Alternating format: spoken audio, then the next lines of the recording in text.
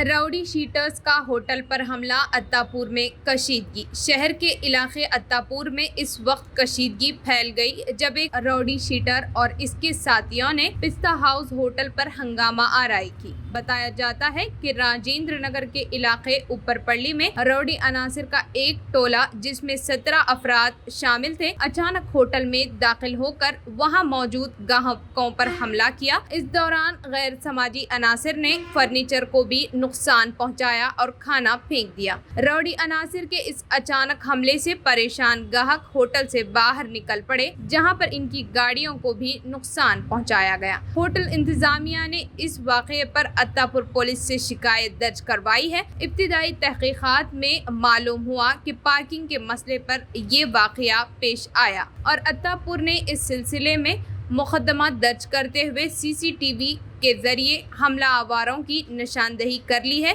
और इन्हें गिरफ्तार किया जाएगा।